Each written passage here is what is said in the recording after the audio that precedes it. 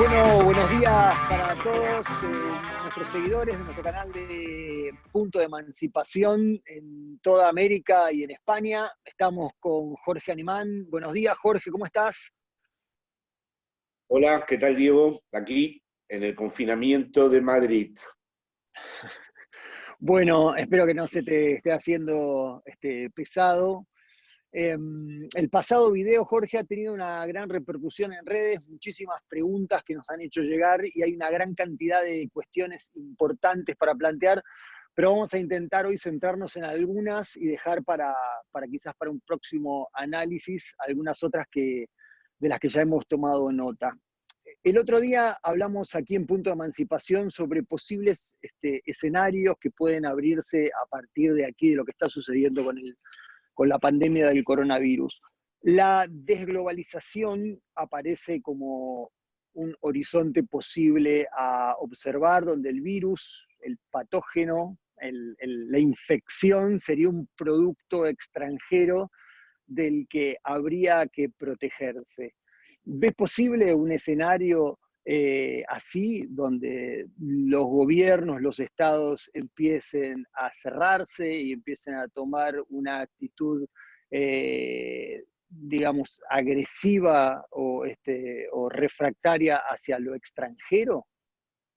Bueno, esta cuestión tiene muchas aristas y además de entrada debo aclarar que me parece bastante imprevisible todo, que todo lo que uno está diciendo en este momento, todo lo que uno hable con respecto a esto que sucede, está inevitablemente marcado por la contingencia, por la improvisación, por la conjetura, por cuestiones que podemos decir exactamente hoy y que mañana no diríamos y que no hubiéramos dicho ayer. Así que me gustaría darle a los dichos que aquí se pronuncian la fragilidad, la inestabilidad que le corresponden a un momento como este, ¿no? Luego, a partir de lo que estás diciendo, se han utilizado, yo creo que sin ponerse de acuerdo, que brotó de la misma retórica de los dirigentes políticos, muchas metáforas bélicas. El concepto de guerra finalmente siempre es bastante apropiado para unificar a la población, para constituirla en una unidad frente a un exterior y para, en todo caso, también poner en última instancia el problema lógico de la guerra, que es ser soberano en el estado de excepción, como lo decía Carl Smith, ¿no? Ahora, el problema es que aquí no hay una guerra contra un enemigo visible, sino que la guerra, digamos, se hace con respecto a algo que está en los propios cuerpos de los propios habitantes de la nación.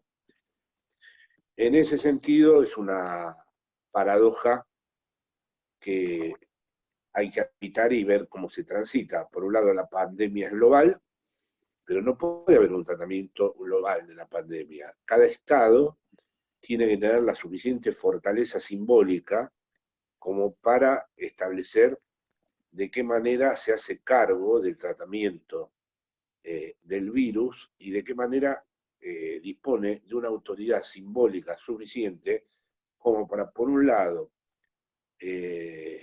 estructurar las disciplinas que son necesarias con las prácticas de los cuidados, y a la vez que eso no devenga un control autoritario o un control fascista de la situación. Me parece que se ingresa dentro de muy poco tiempo a un dilema de este tipo. Se va a necesitar un Estado con cierta consistencia simbólica, con cierta fuerza, con cierto orden de determinación, porque además las presiones del capitalismo van a ser cada vez más intensas, las presiones de las corporaciones también, la presión estructural del propio capitalismo que no se puede detener va a ser cada vez más intensa, y con respecto a eso, entonces, si el Estado se quiere poner del lado de la comunidad, si el Estado todavía quiere tener algo que ver con la experiencia de lo común, la paradoja es que va a ser inevitablemente un Estado que tenga una cierta autoridad simbólica y que tenga una cierta fortaleza. Por eso no es de extrañar que la primera vez en la historia en que hemos visto, por ejemplo en España, comparecer a Fuerzas Armadas junto con el presidente sea justo con una coalición progresista. Es decir, a mí no me parece incompatible en absoluto, porque creo que garantizar cuarentenas, mostrar que la cuarentena finalmente es para determinados sectores, porque hay un montón de sectores desprotegidos, hay un montón de sectores que no tienen cómo sostener esa cuarentena. La cuarentena exige condiciones que no todos los sectores sociales disponen de las mismas. Habrá que tener una gran imaginación, sobre todo en países en donde hay grandes desigualdades económicas, para que existan las posibilidades donde esa cuarentena no quiera decir estar confinado exclusivamente dentro del medio familiar de la casa, que muchas veces puede ser incluso más nocivo que estar en la calle.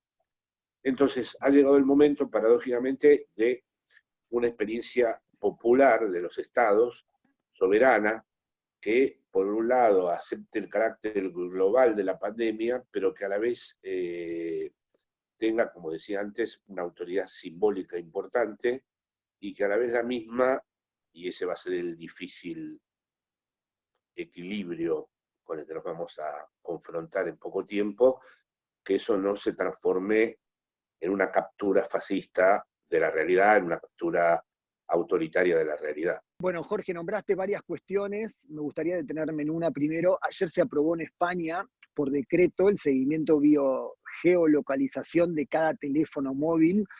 Este decreto se tomó, según dice el texto, por una necesidad de seguridad nacional, y todos tenemos en mente la famosa Patriot Act, esta ley que se promulgó por gran mayoría en Estados Unidos al poco tiempo de los atentados del 11 de septiembre, y que lo que posibilitó fue una avalancha de violaciones de derechos humanos a nivel global sin precedentes.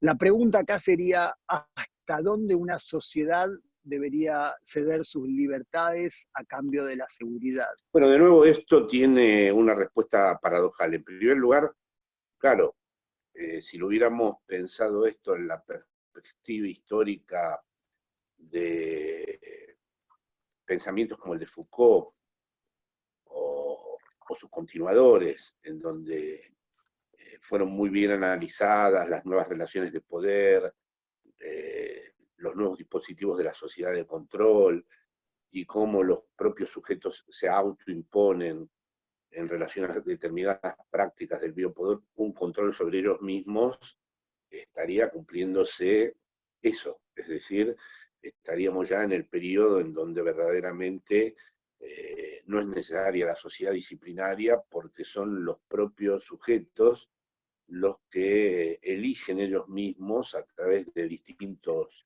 mecanismos, formas de subjetivación, en donde el poder controla sus vidas y garantiza de algún modo sus existencias, ¿no? Pero sin embargo, no nos podemos, me parece a mí, quedarnos solo con ese relato. En primer lugar, porque esas formas de cuidado organizadas desde el Estado son eurocéntricas. Esto no quiere decir que no sigan distintos países del mundo por fuera de Europa, pero quiero decir que son prácticas de cuidado en donde todavía se pueden hacer. Hay gran parte del planeta que está por fuera. Esa técnica de Internet que acabas de nombrar, esa aplicación donde cada uno puede ver su diagnóstico o confirmar el test de su enfermedad a través de una aplicación, es para un sector muy delimitado de la población mundial. Por lo tanto, no creo que se pueda reducir esto a las categorías del biopoder o de la biopolítica. A mí me parece que sigue siendo un privilegio de países centrales o de países que pueden, por su cultura, adoptar las mismas lógicas terapéuticas que los países centrales. Pero no todos en el planeta tienen esta misma posibilidad. Es decir, y por otro lado, tampoco se puede comparar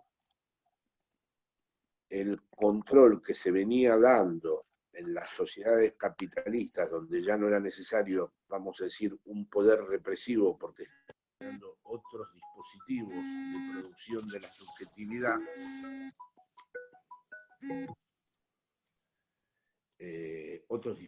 de producción de la subjetividad, con con esta nueva contingencia. Ahora hay un virus letal, ahora efectivamente esto no se puede rápidamente traducir en términos de control. El poder está controlando las vidas. No, es decir, está también tratando de proteger las vidas. No se puede. Lo que hubo de entrada es que hubo una serie de filósofos, que ahora no me interesa nombrar, pero me parece bien que lo hayan hecho, porque después de todo los filósofos no están libres de las disputas ideológicas. A mí me parece muy bien que cada filósofo quiera de algún modo envolver lo que sucede con su propia teoría, ¿no? Y hubo filósofos que hablaron del control de la población y de la manera en que el poder se reintroducía en lo más íntimo de cada una de nuestras vidas. Pero bueno, este momento no es para mí solo reducible, no se puede reducir solamente a eso. Se trata también de tratar de frenar la muerte y por lo tanto las políticas de Estado que se involucren en esos intentos de frenar la muerte de una manera democrática además, y que esa democracia funcione de una manera legítima, es decir, que no sea solo protección para los ricos o para los sectores oligárquicos, bueno, a mí me parece legítimo, no me parece que pueda ahora confundirse eso con lo que fueron tradicionalmente las prácticas del biopoder. Como ha sostenido, pareciera como que el miedo de alguna manera nos ha vuelto como más iguales y esto nos abre un horizonte de posibilidades como para repensar nuestro modo de vivir desde una perspectiva comunitaria, común, sostuviste, ¿no? Tanto a nivel personal como política. El otro día hablabas de una separación del mundo que permite pensar el mundo.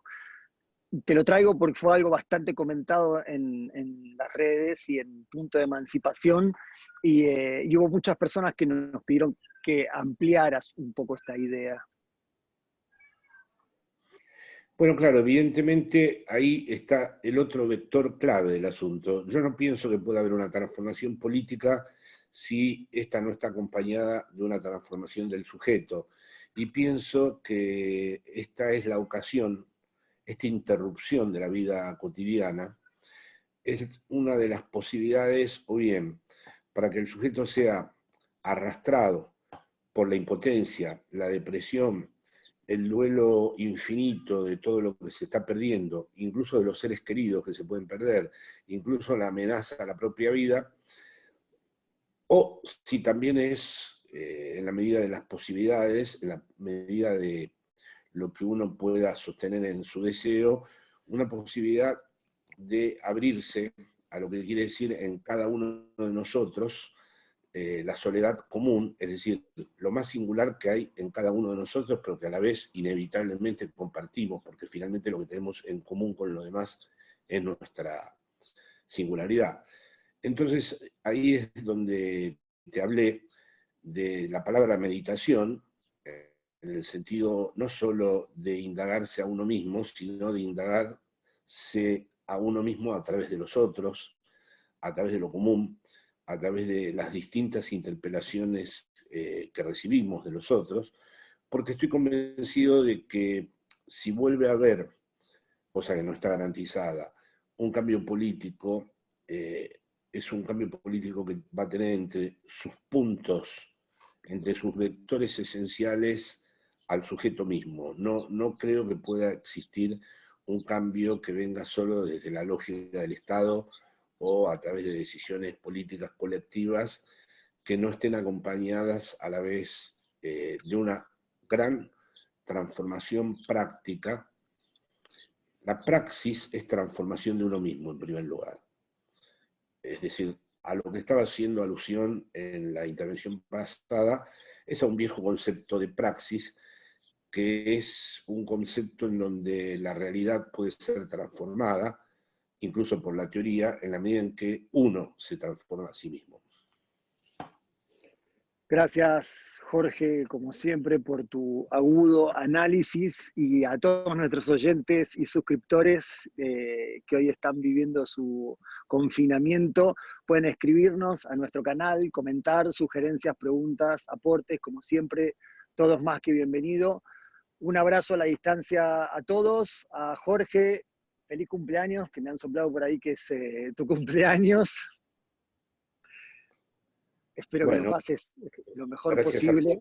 A todos, y adelante con punto de emancipación. Y la verdad es que estos análisis son muy provisionales, pero me parece que estamos en un momento en donde es bueno que la palabra circule. Un abrazo.